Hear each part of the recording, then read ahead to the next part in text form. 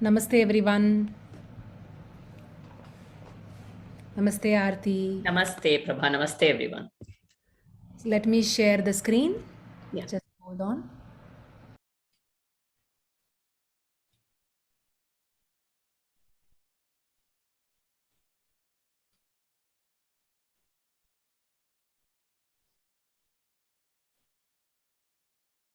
Can you see it now?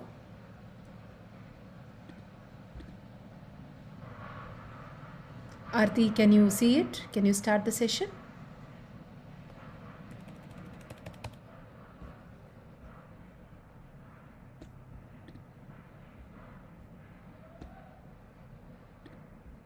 Namaste Aarti. Are you able to hear me, please?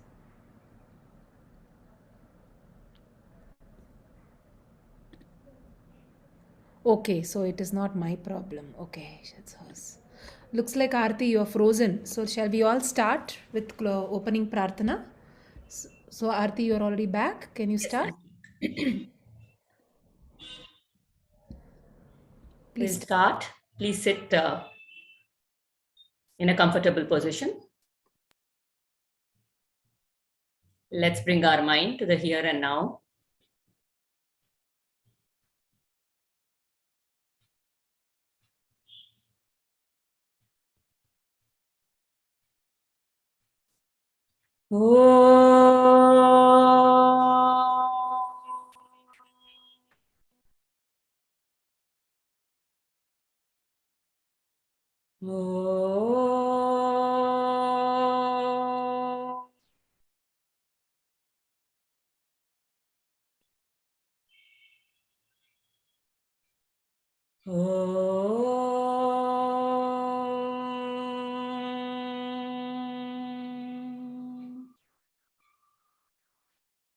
सहनाववतु सहनौ भुनक्तु सह वीर्यं करवावहै तेजस्विनावधीतमस्तु मा विद्विषावहै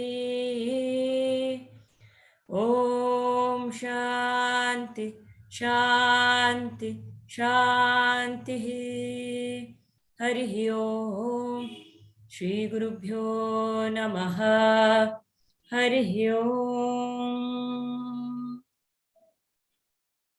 ॐ नमो भगवते वासुदेवाय ॐ नमो भगवते वासुदेवाय ॐ नमो भगवते वासुदेवाय जन्माद्यस्य यतोऽन्वयादितरतः चाथेष्वभिज्ञं स्वराट् तेने ब्रह्महृदाय आदिकवये मुह्यन्ति यत्सूरयः तेजो वारिमृदां यथा विनिमयः यत्र त्रिसर्गो मृषा धाम्ना स्वेन सदा निरस्तकुहकं सत्यं परं धीमहि सच्चिदानन्दरूपाय विश्वोत्पत्त्यादिहेतवे तापत्रयविनाशाय श्रीकृष्णाय वयं नमः नारायणं नमस्कृत्यं नरं चैव नरोत्तमं देवीं सरस्वतीं व्यासं ततो जयमुदीरये.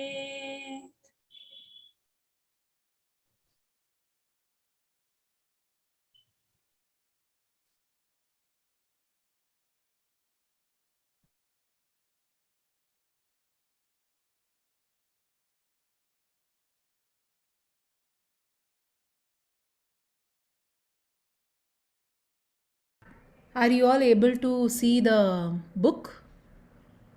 Book page, are you all able? Yeah, okay. Great. One second, let me go to the.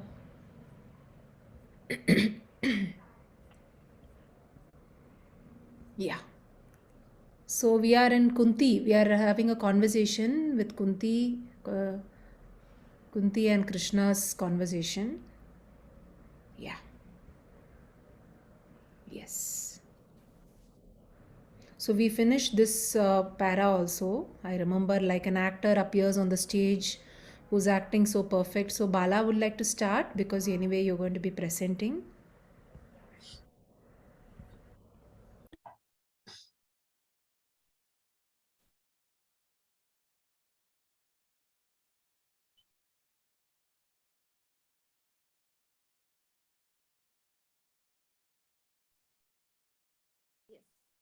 Are you able to hear me now? I think I was on mute. Your voice is very low. Low. Yes. Is it Yes. better now? Yeah. Okay. Yeah. Yeah. Good evening. So, do we read this or we just start and then come back to this, Prabha? I think Yeah, we'll just maybe go with what Swamiji. yeah, I think that will be good because here it is a very condensed form, and what you're going to be saying in a much more elaborated form, right? Yeah, Yeah. let me stop the share here, and maybe you can just give a gist before. Yeah, one second. Yeah, so you're also a co-host. You can. Okay, yes, good evening, Hari Om. So, today we will be seeing in detail of what, so the context is now Bhagavan Krishna is taking leave of Pandavas and he is now planning to go back to Dwaraka, right? So, just before that, we saw how he had protected Uttara's child in the womb and Parikshit, we saw last week. So now Bhagwan is taking leave of from everybody in Hastinapura. So he comes to Kunti Mata, her palace, yeah, to take leave. You know, she is his atte, right? So he comes there to say bye to her so that he can head back to Dwaraka. So this is a beautiful episode in Bhagavatam. The moment Bhagwan Krishna enters Kunti Mata's palace, usually it is Krishna who prostrates to Kunti Mata. But here, the moment he enters, Kunti Mata does a Sashtang Namaskar to Bhagwan Sri Krishna. And she starts that stuti. It is called Kunti Stuti. Stuti, we all know, is sung in praise of anybody is stuti, right? So when we this here it is Kunti is um, singing in praise of Bhagavan. Okay, that is Kunti Stuti. So our Swamiji Aparajitananda from Chinmaya Mission, he had given Bhagavatam talks and we were going through that and we thought it is wonderful. He had taken 12, actually 15, okay, 15 different devotion techniques that we can imbibe by from this Kunti Stuti. Okay, very beautifully, very methodically for us to understand and implement. He has given us beautifully. So we are just going to share whatever we heard from him. So we saw first Kunti starts with saying, "Oh Bhagwan, you are actually the Paramatma, right? You are the self in every, you are not." So the moment she does the Namaskara, Krishna is like, "Why are you doing Namaskara to me?" Yes, when she says, "You are not that Krishna that everyone sees. You are the Paramatma, you are the Bhagwan himself, and you are the creator, you are the sustainer, and you are the protector, Sarvavyapi, Sarvajna, Sarva Shaktiman, and you are the self in each one of us. You are that sat-chit-ananda." So she tells all that. So she also says, the God, you know, it is because you exist, the world exists. Okay, it is because of your existence the world is existing. In fact, only you exist. This world has borrowed its existence from you. Okay, so to give that a beautiful example, Kunti Mata herself says, just like how an actor, you know, wears the costume of a character in any particular role, right? In a role, the actor is in that costume and the actor is coming there. So someone who is looking at that actor asks, okay, where is who is that? Say for example, someone is playing the role of Krishna himself. Okay, So and Nitesh Bharadwaj we can take. So Nitesh Bharadwaj has come there, and then we ask, who is Krishna, playing the role of Krishna? So he say, yeah, he is playing the role of Krishna. Oh, okay. So where is Nitesh Bharadwaj? He is Nitesh Bharadwaj, right? So it is like that Krishna role is a borrowed existence from the actor Nitesh Bharadwaj. Like that, the Bhagwan is there, world is borrowed existence. So Kunti Mata beautifully says, even to see you as Paramatma, I have to point out to the world only. You are there everywhere. Okay, so where is God? God is there.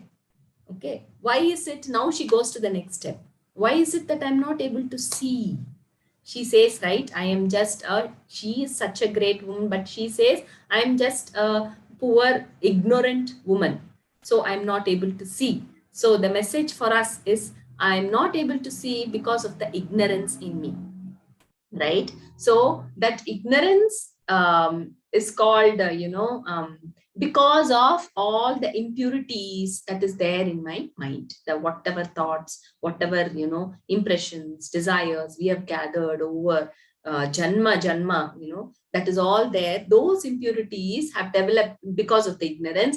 And so even though he is right here, there is God, I need to see God through this world, right? Krishna says in Vibhuti Yoga, I am the heat in the sun, I am the taste in the water, right? I am the fragrance in the flower, I am whatever, everything. I am the life, I'm that consciousness in everything, but I'm not able to see because of this mala. So the very first step for a devotee is to know that it is because of the mala that I have, because of the ignorance, because of the impurities that I have, I'm not able to see the Bhagavan. Yeah, that is the first step, he says. And then moving on to now, okay, yes, impure, what do I do?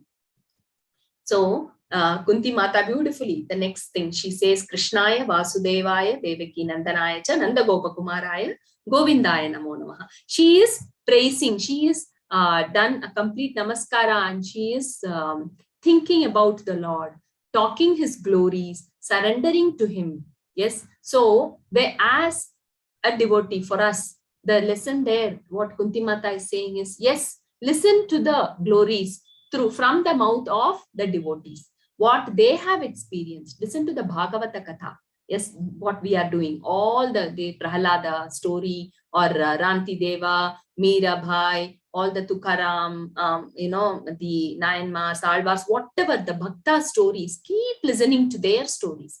What do? They always praise the Lord, and then they surrender to him, and we see the Lord always is present in them throughout. So as we listen, slowly those impurities start becoming thinner and thinner and thinner. So as Kunti Mata is praying to Krishna Vasudevaya, she remembers her own experiences. She says, oh Bhagwan, if I really think, what all times you have protected, from the childhood when Bhimasena was given poison, and that wax palace, the Lakshagraha, where that Agni was, it was all created by the Kauravas, right? Duryodhana, to destroy Pandavas. And see how you have protected right in time, just right in time. And the Sabha for Draupadi, when everyone was there, what a great injustice was done, and you were there protecting as a Vastra for Draupadi. And in the forest, what all my children Pandavas had to go through in their incognito, everywhere, Ichaka, everywhere, oh Krishna, your protection, it was just you who were there all the time protecting. And now you have protected my great grandchild from that Brahmastra, from that. So Kunti is recollecting her experiences of where all she saw God's protection. So now here again for us to learn, Swamiji says is make, think of all, there are sure many events in our life where we can see God's protection, right? In many event, oh yes, that is where you have there protected me. Whenever I have just surrendered helplessly to you, right? I have seen your hand coming to me and protecting me. So here I would like to stop and maybe reflect. Each one of us, if we can just recollect at least one or two incidents, like how Kunti Mata is reflecting and telling her, that is where we start seeing God in our own experiences. If you would like to share, one or two can share also. Coincidentally, Bala, I was also thinking that we need to do that exercise of just sitting and I was about to actually type to you also. Can we do that? It's so nice that we have a good wavelength in that. That is just sit and then close our eyes or have a paper and pen, whatever mode is easier to give clarity. Each person has their own mode of clarity, and then sit and write the different incidents or challenges which we had faced in our life, and what way we had seen the divine lila some way. So it could be just an opening somewhere, and what was that opening which helped us to steer that boat on that at that time. Maybe we all could just sit, close our eyes, and first check our breath, of course, because immediately just introspecting is not very easy for every one of us. Not everyone has that intrapersonal intelligence to say exactly, right? So it's not very easy to suddenly, okay, let me find out. No. So first observe the breath, check the breath, how the breath moves in and out. Feel and be connected to your breath.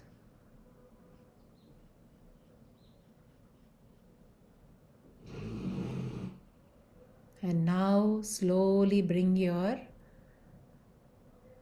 awareness, or you could say try to recollect from your past memories or from the very recent memories or from the past. Can we move from the childhood onwards? Any particular incident or anything which is coming straight in front of your eyes. Visualize that situation and how you were able to steer the boat when you were amidst that situation. Try to think of what ways kind of beautifully opened avenues for you. Some idea came through, someone came, something happened, or you had to bear through that incident which was unavoidable, but you had that kind of a strength to bear that loss or bear that incident. Some kind of inner strength, somewhere you found that anchor to pass through that situation, or to even when you are rethinking it, you're able to have that strength to think about that incident objectively. Something from childhood or in your teenage years or in your growing years.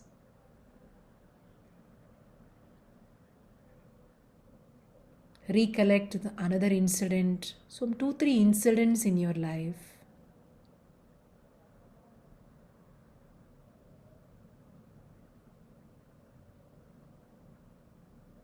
Your mind might be running in different direction. Try to recollect that particular situation where you were in vipat, they say, right, in absolute calamity. You were in a helpless state, maybe. That helpless state also, somewhere help arrived. Somewhere things clicked.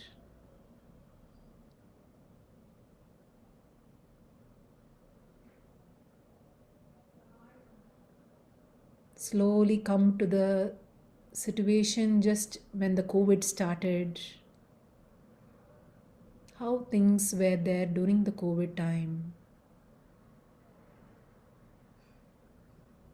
What all avenues came, what all things came across your life. What was preparing you for some situations in your life. It's so interesting that there are some incidents which are bound to happen in our life, but somewhere we were actually slowly preparing ourselves by getting introduced to satsang, by starting to read some books, by doing some activity which is giving contentment, by some learning life skills. Something was fallen into your platter and you were actually going through that, which really helped you.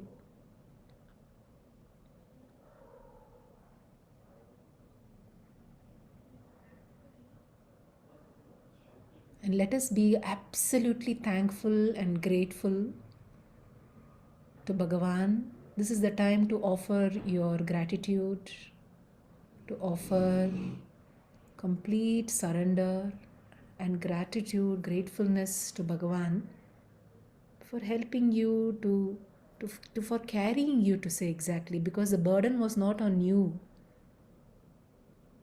Bhagavan has carried that burden.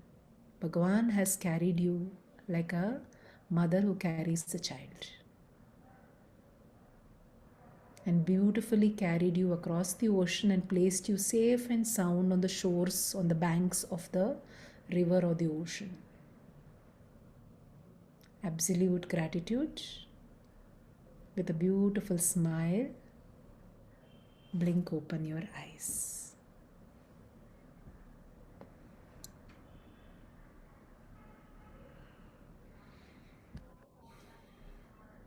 Move on to Bala.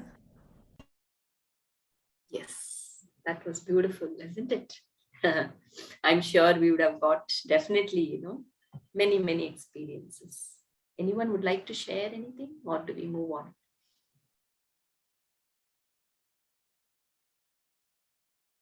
Okay. So Kunti Mata was, recollecting all those experiences where she saw Bhagavan's protection all the time. Yeah, he was just there in all helpless situations. So the more we kind of experience him, his holding hand, the more we see him, embracing us, the more we see him taking us on our lap, on his lap, the more we see, we start building a beautiful relationship with him, right?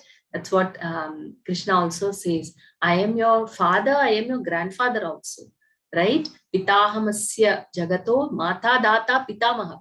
I am also your pitama. So imagine that kind of an elder for us is there all the time, supporting us, right? So that is a kind of feeling. So like what Prabha said, the moment that feeling fills our heart, what comes is gratitude. So Kunti Mata also shows her gratitude the next in her stuti. She's like, during helpless situations, yes, I remembered. I'm remembering, recollecting those experiences. I'm able to see your hands. But Bhagavan, the reality is in every situation, it is you who are doing it. Yeah, in every situation. But that little ego comes up and says, I did it. Please protect me from that little ego. How can I protect myself from that ego? Is to be grateful to you all the time. Oh, you are my, with that complete faith that it is he. He is that Dina Bandhu. He is the friend of all helpless. Because, why all the time I was wondering this helpless situation, why is it given so much importance? I think our ego just gets crushed. We are really, really helpless at that time. And we really, we are forced to surrender to the Lord. So I think those are the times when we learn, yes, these situations, he is there. And it is not only at that time, he's there all the time. So being completely grateful. And as she's, pouring out her gratitude, she says, oh Bhagwan, these calamities only have given me all your remembrance, have given me to the experiences to experience your presence, your love to me. So give me more calamities. Give me more of such, tragic situations, whatever, so that my mind remembers you. Okay, that is the kind of prayer. This is something extraordinary, right? Truly, truly, from the bottom of the heart, she says, I am not worried. She really knows where happiness lies. Not even bothered about whatever happens in the world, because she clearly knows world is not the source of happiness. So she says, oh Bhagavan, just being in your presence, okay, in your sanitya, we say, right? Just being under your foliage. If you imagine him as a tree, then I'm just there, and that is enough for me. So give me more calamities so that I keep remembering you. So as we do that, so in fact, a beautiful example that came in is our epidemic situation. Yeah, it's a huge calamity. Yes, all of us have gone through. In fact, a lot of tragic events, also loss. Yes, everything, no doubt. Yet it is Bhagwan who is, it is all happening as per his will. And if I remember him during that calamity, what happens is during the crisis situation, when I remember, when I feel his presence, I get some positivity. Right? He is that safety net. The moment I forget, what happens? I move to anxiety, depression, right? All those things we face in life. So whatever be there, when we remember, when we feel his presence, there is positivity irrespective of the situation outside. So that is, so Bhagwan is there to pull us out also, but we just have to remember him. Then moving on to yes. Here, Bala, maybe Aarti or one of us, maybe also. I think Aarti also wanted to share something about this point, right? In calamity. Aarti, can you unmute?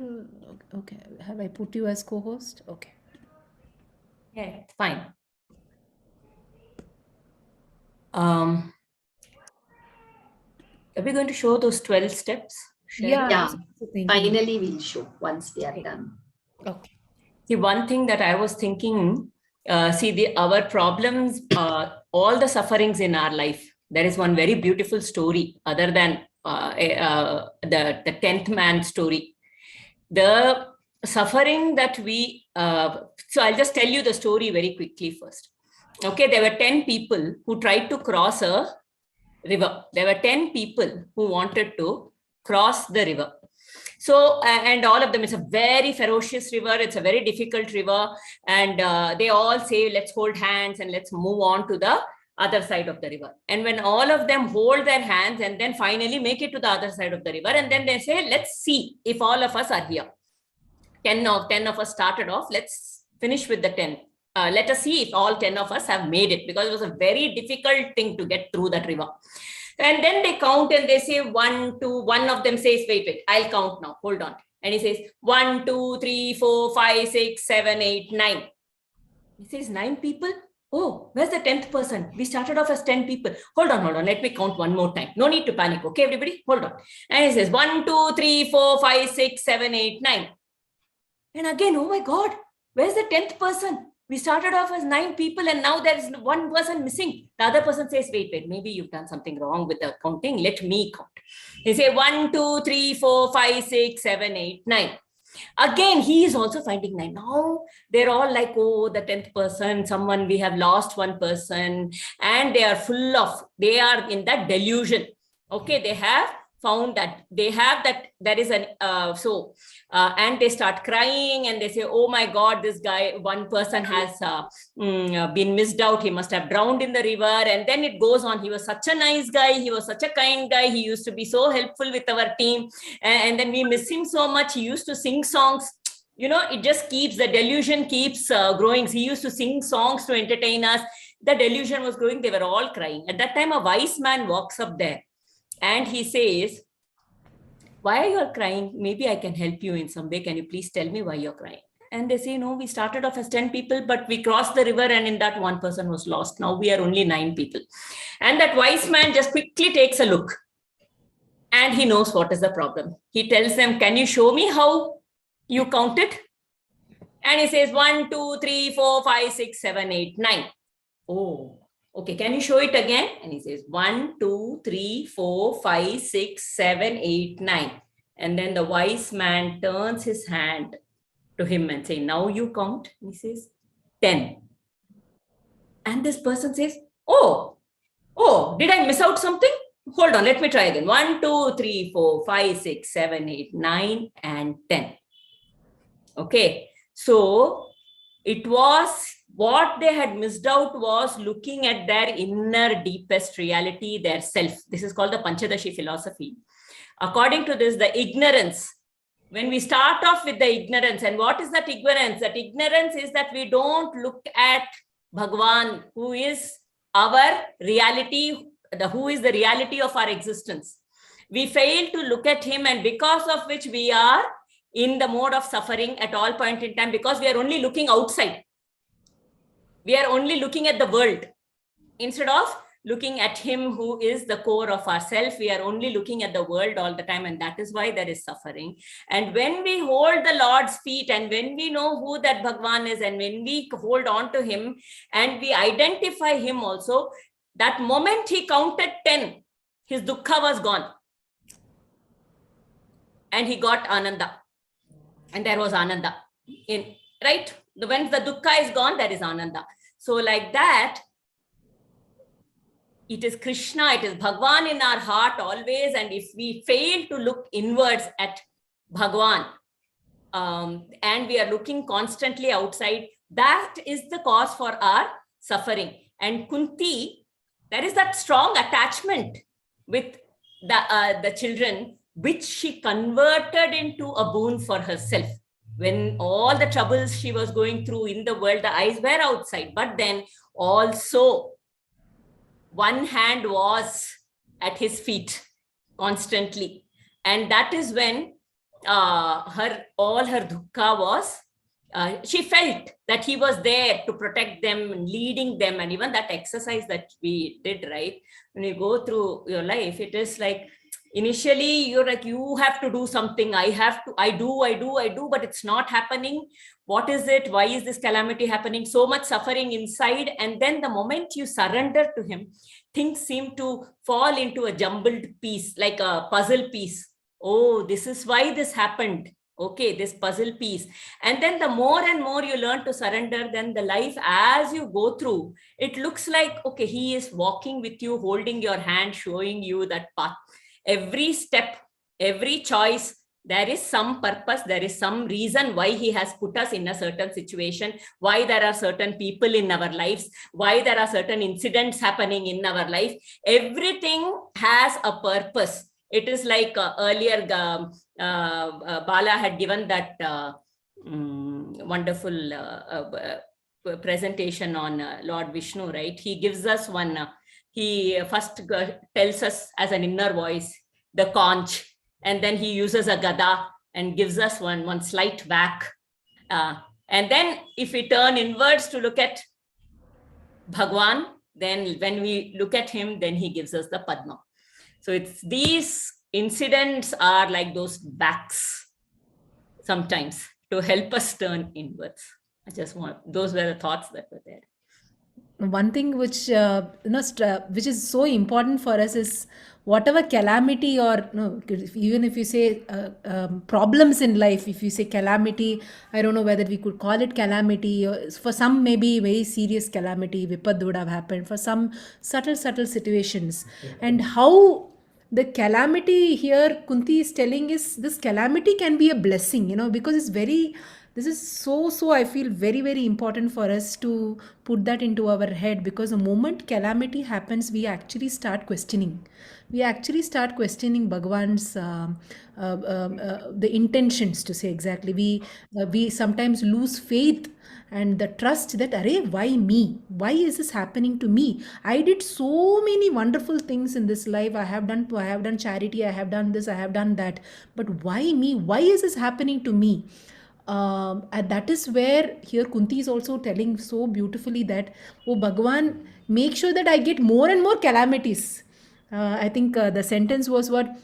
Vipada santuta shashwat, that is always let me get calamities so that I can always have your darshan. Every time I will be able to see you. That is because I will be praying, because whenever we have calamity, you would have seen that, right? We absolutely we pray from the depth of our heart. We just totally pray. You would have seen even maybe when we were teenagers, or going for an interview, or writing our 10th standard or 12th grade exam, we would have gone at that time. That is the time, the previous day, we would have gone and gone to the temple and absolutely would have prayed from the depth of our heart that, oh God, just let me get a fantastic percentage. That depth of our heart, how do we pray during calamity is very different when a non-calamity is there. Because when a non-calamity is there, we start actually giving lots of requests. There are a lot of requests going there. This please give me this, oh God. Oh Bhagavan, give me this. No, my child in a letter just go to US. Yeah, please let her get a good sat score. Oh Bhagavan, let me just get that interview. No, so we have so many requests. We actually give too many requests. But when we are in a calamity, we actually totally surrender and pray from the depth of our heart that, oh Bhagwan, just lift me, just let me come out, please save me.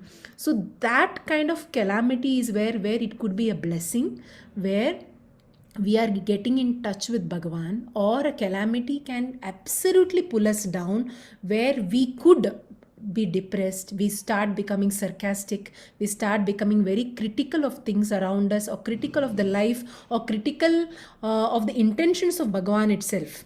So even at that time, like Aarti said, that Shankar comes, sometimes some satsang would have been coming, or some WhatsApp message or something would have been there to again pull you. And if we are having that ability to even go towards that, we would see that somewhere again we are able to understand that, yeah, correct, Bhagavan is there. There is some intention for this calamity. Let me learn, let me make mistake, let me learn. I think the Kunti Stuti, I think I find that the 14 or the 15th point total, all the 15 or 14 points are so absolutely profound. I felt so good, because in the calamity itself, Dr. Swami Aparajitananda talks about Arjuna itself, that how in the beginning Arjuna was all quoting all kinds of fundas. He said, I am like this, why I should not fight. He gave lot of justifications, because at that time Krishna was just sitting there patiently listening, and being there as a very good friend, just smiling once in a while when Arjuna was praising himself, and also justifying that, I can't do this, Krishna, how can I do this, how can I do that. And the moment Arjuna collapses and totally surrenders, and again Swami Aparajitananda ji says, Arjuna says, I am dharma sammuda chetaha, I am absolutely confused. So now tell me, oh Krishna, what should I do? At that time, Krishna starts, giving him that jnana, because until that time we start thinking that I don't need help. Why should I? I know everything. I know the best. I know how to do this. I know I have the skill to overcome this. I got this idea. My idea clicked. So all these start coming into our head, and the little bit of ahankara goes. But if a calamity needs to be a blessing for us, then it is up to us to purify our mind, to remove all that dirt which is there, absolute trust and faith in the intentions of Bhagavan, because that is very, very important. That is, I think, is the second step itself. Then automatically calamity becomes a blessing. So this is what I thought I'll talk about, calamity here. So over to Bala. Yeah. So what happens at that calamity, like what we said, there is no ego at all. The mind is filled with Bhagavan. So the moment, so they say, we don't do surrender. It is not possible to do surrender. Okay. Surrender happens. When ego drops, surrender happens. So that is what happens in the calamities. We are pushed to that extreme. Okay. So what happens there? There is the next one. Kunti Mata says, so after the calamity, it is like that thought that I know nothing.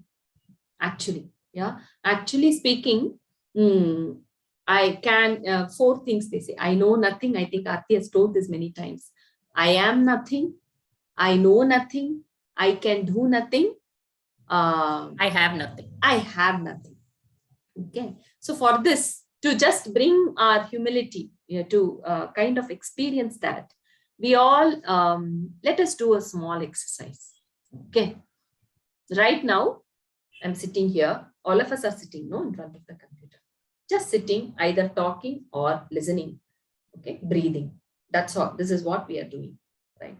At this time, just think of what all different forces are acting together in harmony so that we are able to sit like this, talk here. Let us just, at the highest cosmic level, whatever universe level, if you see, the planetary positions have to be in the same place. Even if Earth tilts by a small degree, we will not be sitting here. Yes. And the distance between the sun and the moon, and the distance between the moon and earth, distance between sun and earth, whatnot. These are some few little things that we know. There are many things that are happening. The air pressure around me has to be proper so that, there is good breath that is happening. I'm able to breathe and talk. Yes, I'm able to take the air in, and the lungs is giving out all the energy to every part of the body. Every cell is functioning. Neurons are firing. The vocal cords are vibrating. So many signals are being given to my hand. So many signals given to my whatever, ears, all my sense organs, and the body is functioning. So many things are happening. So I also request all of you to just put one in the chat box that is coming to your mind.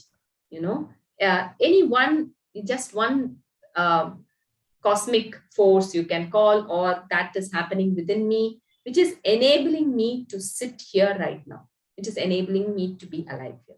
Just put one thing. Air we breathe, intention to attend. Yes, the thoughts, from where do they come? Yeah, consciousness. Internet, yes. Organ systems. Internet is not even just this, internet, imagine it's going to some satellite and then we are interacting. Gravity, yes, without gravity we'll all be flying. Time, so many things, no? If we really look at each and every, if we really pay attention to these basic, things in life, we will know I am nothing. So where am I here? How can I say that it is me who is talking? I don't even know from where thoughts are coming. I don't know how thoughts are coming. I don't know how my, mouth is talking. I don't know how my hands are moving. Nothing. So in spite of it, if I think I am doing, then that is sheer ignorance, isn't it? That's what Bhagavan says. That's why this ignorance, because of this, there is understanding your talk. Yes, knowing Bhagavan better. Nature, trees, plants, sense organs to listen, speak, so many things. Right? So this clearly brings out the idea that I am nothing. I don't know who I am. So I am nothing. I know nothing. I can do nothing. Yes. Whatever little I think, maybe a set of beliefs, ideas, maybe a set of emotions, I don't know, or this body, whatever I think, can I do anything on my own? No. Even my body, right, is every cell, they say, right, has like 8 other germ cells. I don't know if I can call it germ cells. So they protect one cell. So the ratio itself is 80% to 20%. Only 20% is my cell, whatever the DNA, right? The rest 80 is those that are protecting it. So where is me here in this entire system of things, scheme of things? So brings in that humility. The moment I bring in that higher force, which is, acting all the time, which is there in harmony, so many things are working perfectly so that, I'm able to do this. So when we know that humility comes in each one of us, right? So that is one basic qualification. Again, Kunti Mata says, in the path of bhakti, remembering the Lord, yes, and with complete humility, absolute no ego. Okay, only then surrender happens. He bestows surrender. Nothing, I cannot do anything. Only he can bestow. So that. So he says, she very beautifully, she says, that you, Bhagavan, Twam, Akinchana Gocharam, which means Akinchana, means the one who thinks I am like, dust. For such one with so much humility, you go to them. Yeah, akinchana gotaram, tvam akinchana viktaha. You are the wealth of such, modesty, such people who are so humble and modest. She says to Bhagavan. So as she moves on, then she says, you are so impartial, oh Bhagavan. Many people think that you are partial to Pandavas, to, many of us also, right? We all think, oh, Krishna, he did so many things in Mahabharata war, so that Pandavas can win, all those things. So she says, Bhagavan, we need to understand that you cannot be impartial. It is not possible. Why it is not possible? See, we all are creation of Bhagavan, right? So that is why the very first thing she says, we need to know who Bhagavan is. So we all are part and parcel of Bhagavan, we all. And so when, imagine, we all are like a part of him. How can he be partial to one part and be impartial to another part, right? So just imagine I am this body, right? In this body, can I be partial to my hand and, say I love my hand more than my head? Is it possible at all in the first place? No. I like each and every cell in my body.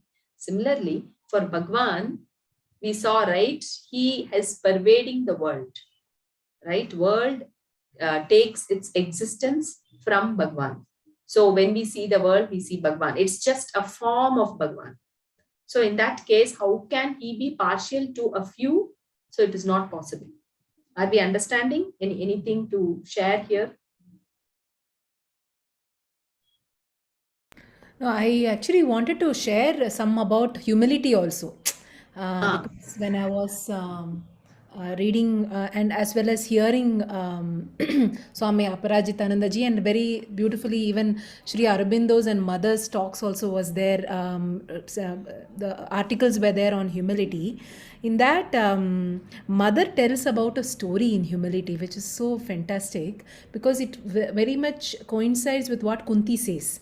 Because Kunti also tells, oh Bhagwan, some people who are very proud, they are the category of, Janma, Aishwarya, that is birth, Aishwarya, that is opulence, Shrita, that is the education aspect, that is, and people who think they're very beautiful, then there are also some people who are already intoxicated with hundreds of things around them. So there are so many reasons that people have become very proud, and such people are absolutely far away from you. So they don't lack that humility at all. So here is where Mother speaks about a very beautiful example. Yes, it seems there was one Raja. This Raja was very, very learned person. That is, he knew a lot of the Upanishadic concepts. He knew to chant very, very well, the exact spashta, the proper chanting, everything. He was fantastic. He was very, very highly knowledgeable. And because of the knowledge, it also kind of increased his ahankara also, that I know lots of things. So he heard one day many people talking about one sadhu in the somewhere on the banks of the river, some ashram he stays, that everyone were talking so highly about him, that he is very, very knowledgeable. His talks are very simple to understand, all kinds of things. So this Raja had some curiosity. Let me know how much this person knows. Okay, let me go. So this rishi was quite far away. You have to cross a very huge lake and then only go to the other side of the lake, and then only his ashram was there. So this Raja already prepared himself. He dressed in the morning very nicely because he wanted to give that impression to the rishi that I am actually, from a very noble lineage, and I also know lots of things. So he kind of in the morning itself, these thoughts were running in his brain that, what, when I'll be asking him this question, let me see how he answers that. Okay, maybe, when he answers that, I will say this, and let me see how he answers. So he had already prepared in his mind how to ensure that the rishi also acknowledges him to be a very highly learned individual. And then this Raja had the journey. They had a boat, and then they went all the way, and then went to the rishi. And the rishi was so the bhava was there in such a way that he absolutely welcomed him, please made him sit, washed his feet. And then Raja said, tell me, he gave one question. Okay, can you chant this? Can you say this? And this Rishi, with absolute innocence, there was so much of innocence in his voice and the enthusiasm and sparkle in his eyes. And he chanted some things. And Raja was immediately shocked. Arey, what full apashabdam, well, everything. He is not chanting also correctly. And what is he chanting like this and all? And Raja said, wait, Rishi, what are you doing? You're chanting very wrongly. Let me teach you. Okay, please let me teach you. I will teach you how to chant. And the Raja nicely sat patiently. He taught the Rishi how to chant, he corrected every Sanskrit word properly and said, now you understood everything. So I hope I have given you enough lessons for now. So next time I will come and I'll teach you more. Okay, you practice this. Okay, and this Rishi, absolutely again as innocent like a child who is in front of a teacher, said, absolutely Raja, I'm so grateful to you for coming here. I'm grateful to Bhagavan for making you come here and correcting me like this. Wonderful. Oh Bhagavan, so thank you so much for bringing Raja here. I will be able to chant properly. So, and then Raja also felt very content. I see, finally what I did, I played a role in teaching him.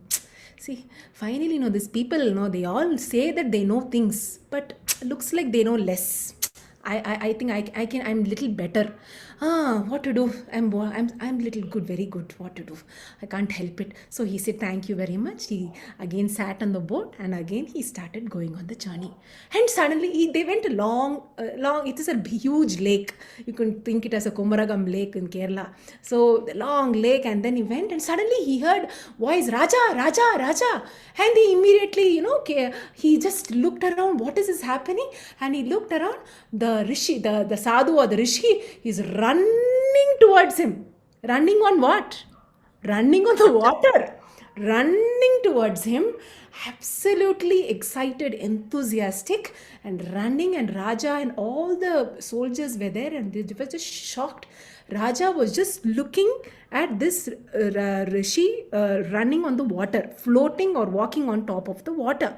And then this Raja said, tell me why are you running? Oh Raja, I completely forgot. I had this doubt on this particular, this shloka. How do we chant? I completely forgot to ask you. I didn't want to chant it wrong. You mean, because you are really come here by the grace of Bhagavan. Can you please tell me how it is chanted? Because I want to chant it correctly.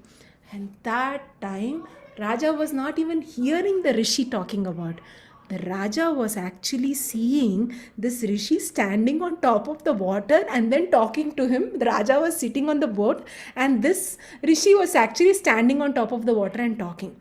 And immediately all that ahankara just fell. And immediately he felt that, my God, what this Rishi, he was chanting with absolute sincerity in his heart. There was humility, sincerity, and gratefulness, gratitude towards Bhagavani. And that is how, and look at the greatness of this Rishi. And I thought I am great. And I am teaching him, and look at this Rishi. He actually fell at the feet of the Rishi and he said, now I understood that only knowledge is not sufficient. You need all these other categories for my growth. And I had actually gone down in my growth. I was not growing. I was gone down. I fall at your feet. Teach me how to be humble. And that time the Rishi said what Bala told, that recognize the realities of life, how you are sitting on this boat, how you even got the intelligence to understand these concepts, how you are able to have the memory to even remember all these things. Who is giving you? Bhagavan only is giving you. So that is where, so this is a outstanding story. I felt mother beautifully writes these things. So I wish, this is way how we develop humility. Because again, I think Swami Aparajitananda ji talks about the difference between humility and inferiority complex. Because some of us have that inferiority complex, because that is where, what is the difference between that? Humility is where we think that we have nothing, I have nothing, I know nothing, all those things. But inferiority complex comes about with comparison, that, oh, he knows everything, she knows everything, I don't know anything. So there is a comparison which is happening, which is actually pulls us down. But humility actually elevates us. Inferiority complex, the comparison, or the feeling of not worthy enough actually pulls us down. So this is where about humility I wanted to share actually. Shobha ji wants to share something. Hmm? Raised her hand. Shobha. Hmm. Giriraj, you want to share something? You have raised your hand.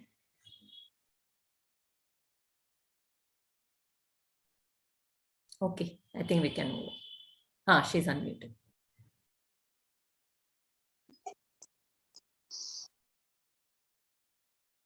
Again on mute. Okay. Yeah. So very beautiful, no? So this one, just the feeling of humility, we all feel so joyful within. So it is, I think, our nature. We have moved away from nature, feeding this ego so much. Just thinking of the humility gives that joy. Yeah. So yes. So she says, like, the moment whoever is humble, oh Bhagwan, you go to them. Whoever is humble, Bhagwan, you are their wealth. That's what Kunti Mata says. Yeah. And then she says, yes, that faith, that shraddha in you, that you are impartial. You are the protector of everyone. Yes. And you know the big picture. You are the one who is actually, knowing that big picture and doing things. I do not know anything. I am very limited. So that kind of shraddha when I have, then what happens is, whatever happens in the outside world, there is a natural acceptance for us. We don't complain at all. Whatever happens to me in this life, whatever situation presents, and whatever happens, whatever I listen through the media, through WhatsApp, whatever, it is all, perfectly happening according to his will. I do not know why it is happening. I can feel compassion for those who are suffering. If I can help, go and help, definitely I need to do that. But if it is something beyond, what can I do? I can only feel compassion. I can only remember the Lord and say, oh God, everything is happening as per your will. And very beautifully, Swamiji says, if at all there is any mental disturbance in me due to anything that is happening around, know that there is some imperfection in me. It is Bhagwan's message to me saying, oh, something is there in your mind which you need to, like what Aarti said, no point, put it back to me and say, okay, something in me which is disturbing, that is not, some acceptance is not there. I am not accepting Bhagwan's will as it is. Yes, that surrender has not happened, that the ego is playing. So when there is that complete shraddha, then there is absolutely, no conflict in the mind, and we accept everything. So the world is perfect. If at all there is any imperfection, it is only evil. So that is a very strong statement. Yes, Aarti, want to add? And also, if we look at all the examples we have seen so far in the Bhagavatam itself, at every point of confusion, when Arjuna was confused on the battlefield, when Yudhishthira was confused in the battlefield, it becomes a blessing for a higher learning for us. In fact, if we can look at that, when we are able to look at ourselves and we say, I am looking at the world, it's my ego playing out. The cause for my suffering is my ego playing out. And at that point in time, when I get in to come out of that suffering within me, then it becomes a part of my journey. I move forward. And that itself becomes a blessing. So when we start treating all our confusion and our suffering, when we go through this again and again, over and over, and realize his lila of putting us through the confusion, even that confusion, even that suffering, we will start treating it as a blessing in our life. that is how it starts showing up for us. One Very thing is true. we have to remember that the world is there for us to learn. There is a purpose that the world is there for us. It's like a carom board. We all put the carom coins and we start playing, right?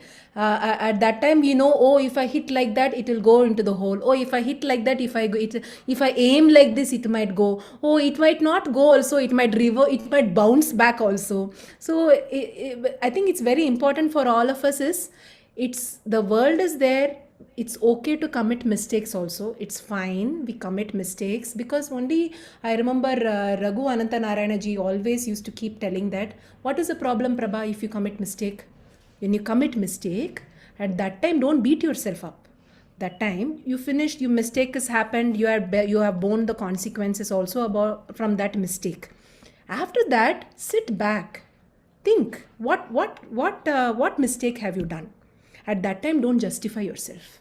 That time you don't say, no, because of this, no, I couldn't help it, I had to do it because that person did like that, I couldn't help it. That time, no justification. Whom are you justifying? Whom are you telling all these things? That time you sit back, think, what different way I could be doing this. Can I do it in a different way? What would have happened if I do it in a different way? At that time, when you sit, try to get insights. That insight is very important. At that time, don't look outwards. That time, look inwards. So in that way, each and every incident in our life, we actually become wiser. So people say as we grow old, we become wiser. No, and young person also, by sitting and contemplating after every such incidents, when he contemplates and puts the thing into the head and then becomes wiser. That is why they say, no, you know that the plate is hot, you touch it, oh, it is hot. Next time it is already into your memory cells, it is hot, because you've already learned from that mistake. Next time I will not touch it. When we are able to learn from such small things, such bigger incidents which are happening in our life, it is there for us to evolve. So it's okay to commit mistakes, but it is also important for us not to justify. So again, I think Swamiji talks about that, how we can be so innocent and so transparent to Bhagwan. That is, go to Bhagwan's go to Bhagwan's your place of meditation, or whatever you could call it as, and admit it openly, what mistakes you have done, or what problems you are going through, or where you are in calamity, where you are helpless, in what situation you are helpless, or what calamity are you, or what mistake you have already done, and you feel, yeah, I have done this mistake, oh Bhagavan.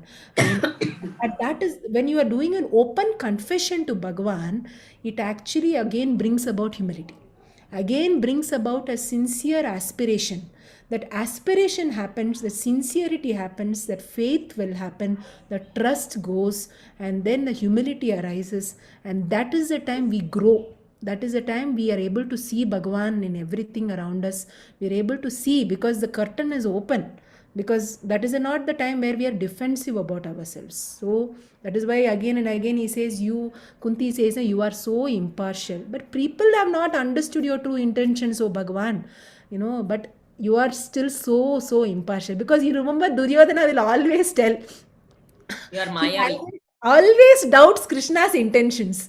Even when he was about to, they were planning the army also, no, he wanted to go first and reach Krishna's palace, because he wanted to ensure that he had a mind that if Krishna is there, my this thing is done.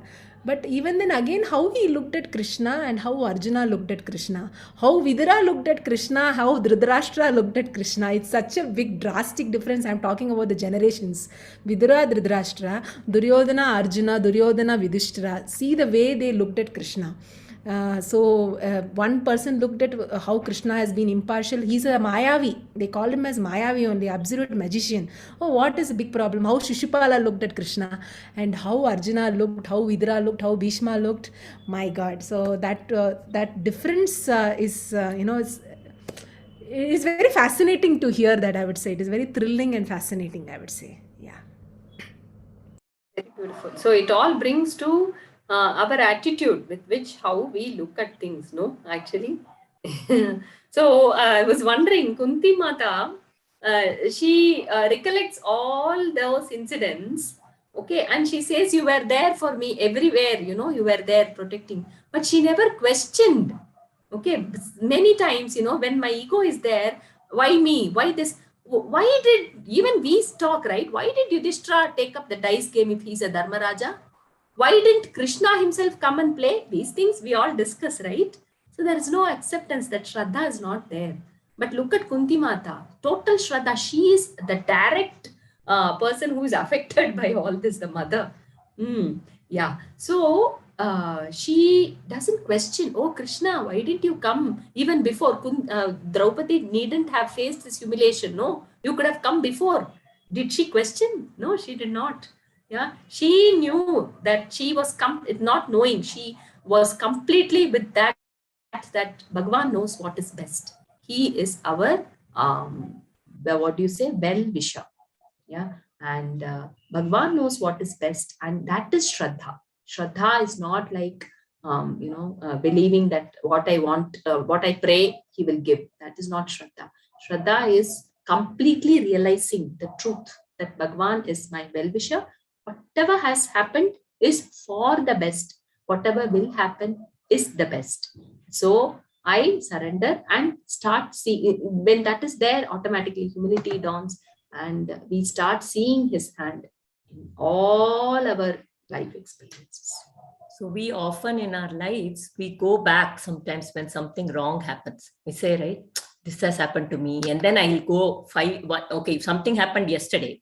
And then that has happened. And then I will go even 10 days back, this happened. And then I'll go 1 year back and that. And the mind keeps, and then 10 years back, all these things are happening. If I could just replace all these things as victims, we think, this is happening to me, this is happening to me. Instead of doing that, stopping that, and instead of seeing his leela through this, have the acceptance that all this has happened for a certain reason, then I will see his play in that whole thing. And how I today here, instead of complaining and grumbling about how life is bad with me, when the moment I start complaining, the moment I have grudge, or I hold all those things, I do not have faith. I have moved away from faith. And when I accept everything, when I go back and look at everything and start saying that this is all his leela, I accept him and I am completely full of devotion, then the whole life and where I am today, there is a complete acceptance, and I say, okay, this is Bhagavan's leela. And then Bhagavan becomes a source for my empowerment, not my crutch. So Bhagavan is not my crutch. Okay, whenever I'm in trouble, I want to tell to somebody, which is wonderful as well. But as long as it empowers me and I understand and accept the situation and empower myself and see it as his leela, and that acceptance comes within me. Attitude of gratitude, attitude of humility. I think yes, these are the two that is standing out today. Shall we continue next class? Yeah, We have more Kunti Stuti points. Yeah, but next class maybe. Yes. But Aarti want to close with anything? Yeah. Yeah, sure. Or a song or whatever. Yeah. So just imagine that Panchatashi philosophy, the 10th-man story, the river. That river is what we are all trying to cross and get to the other side. And this song says, Kinare lagao, please get me to the other side. Okay, please get me to that other side. This river is the river of life. Okay, river of our journey. And in that I am in a boat. Nadiya Gehari, the river is very deep. The samsara and this whole thing, samsara chakra, this is very deep. And the now Purani, this jiva is a very old jiva. Okay, it is going through cycles, round and round, again and again, again and again. It has been coming into this sansara. Nadiya Gehari, now Purani, Dubat now Tarao Prabhuji. I am sinking in this samsara. This jiva is sinking in this samsara. please get me afloat and get to the other side of the river. This is the song. I will just sing this. There are a few people raising hands. I'm just wondering. Kalpana. Is it by mistake? Okay. किनारे लगाओ, किनारे लगाओ, किनारे लगाओ, किनारे लगाओ, नाव किनारे लगाओ प्रभु जी, नाव किनारे लगाओ प्रभु जी, किनारे लगाओ, किनारे लगाओ, नाव किनारे लगाओ प्रभु जी। नदिया गहरी नाव पुरानी, नदिया गहरी नाव पुरानी, नाव पुरानी, नाव पुरानी, डूबत नाव तराओ प्रभु जी, डूबत नाव तराओ प्रभु जी, किनारे लगाओ, किनारे लगाओ, नाव किनारे लगाओ प्रभु जी। काहे मीरा गिरिधर नाहर, काहे मीरा गिरिधर नाहर, गिरिधर नाहर, चरण कमल बलिहार प्रभु जी, चरण कमल बलिहार प्रभु जी। I surrender at the lotus of your feet. चरण कमल बलिहार प्रभु जी, किनारे लगाओ, किनारे लगाओ, किनारे लगाओ, किनारे लगाओ, नाव किनारे लगाओ प्रभु जी, नाव किनारे लगाओ प्रभु जी।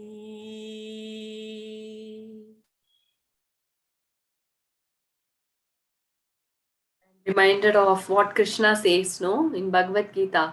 He says, Mama Maya, my own Maya, Krishna says, is very difficult to cross. So what you need to do, Mameva ye prabhatyante, just surrender to me. Maya metam tarantite, to swim across this ocean of Maya, just surrender, because it is very difficult.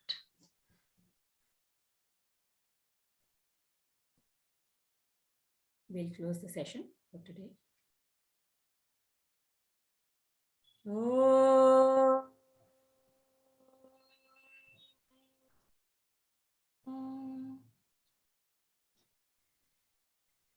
Asato ma sadgamaya, tamaso ma jyotirgamaya, mrityorma amritam gamaya. Sarve bhavantu sukhinah, sarve santu niramayah, sarve bhadrani pashyantu, ma kaschid dukkha bhavet. Om Shanti Shanti Shanti. Hari Om. Shri Gurubhyo Namaha. Hari Om.